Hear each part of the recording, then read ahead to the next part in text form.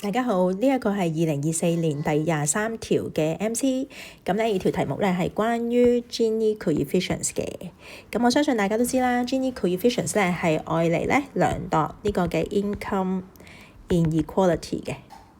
咁咧當佢嘅即係 value 越高嘅時候咧，當如果 Gini coefficient 嘅 value 越高咧，咁咧就即係代表咧呢一個嘅 income inequality 咧就越嚴重啦，即係咧 more uneven income distribution 得唔得？咁如果越低嘅話咧，就即係 more even income distribution 啦。好啦，而家我哋見到有兩個行業喎，咁 accommodation and food service 咧嘅 G coefficient 咧就得0.34啫 ，finance and insurance 咧就有0.51，咁即係代表咩意思咧？咁我想同學咧有啲感覺啊，試下想像下一啲比較具體啲嘅例子。嗱，0.34同埋0.51咧分別就代表其實 finance 同埋 insurance industry 咧，佢嗰個嘅收入嗰個嘅分配咧係比較 uneven 嘅，係咪？嗱，呢個係喺我哋嘅即係 concept 上，我哋會係咁學啦，係嘛？0.34嘅話就應該係 more even 啦，係咪？一個就比較 even 啲，一個咧就比較 uneven 啲，啱唔啱？咁但係如果我哋要去將佢具體化咗佢咧，我就想你試下咁諗喎。OK， 咁即係話 accommodation and food service 嗰度嗰啲人嗰個收入分配係比較平均啲。其實實質嚟講，佢係講緊咩意思咧？咁我哋就想像下啦。我當呢一個社會裏邊從事 accommodation and food service 嘅人咧，佢哋嘅收入咧，佢哋平均嚟講咧都會係大約揾我當可能3萬蚊至到5萬蚊一個月。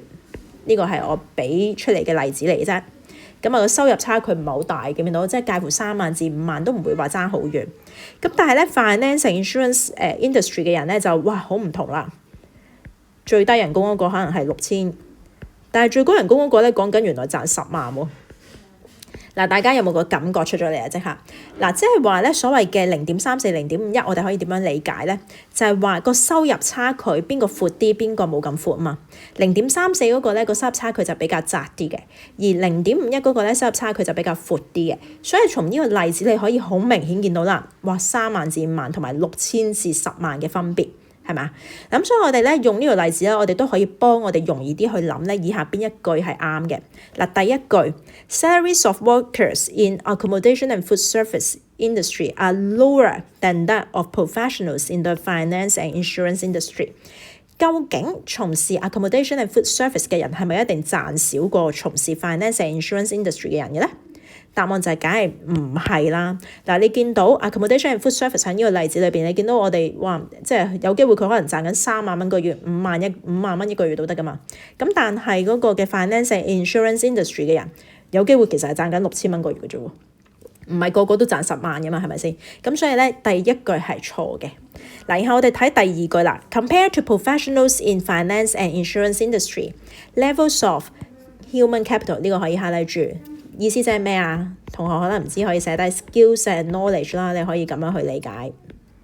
好啦，即係話咧，嗰啲嘅保險業嗰啲人咧，佢哋嘅 skills and knowledge 咧，可能咧係比較咧 ，OK 係比較係傾向咧係比較單一啲，而咧呢一個嘅 accommodation and food service industry 咧嗰啲人咧 ，OK 咁就係咧sorry 啊，倒轉翻嚟解，佢話 compared to professionals and finance and insurance industry， 咁咧就係呢一個嘅 accommodation 同埋咧 food service 嗰個行業嗰啲人咧，嗰啲嘅 skills 同埋 knowledge 咧就係比較單一啲嘅。呢個啱唔啱啊？正確啦。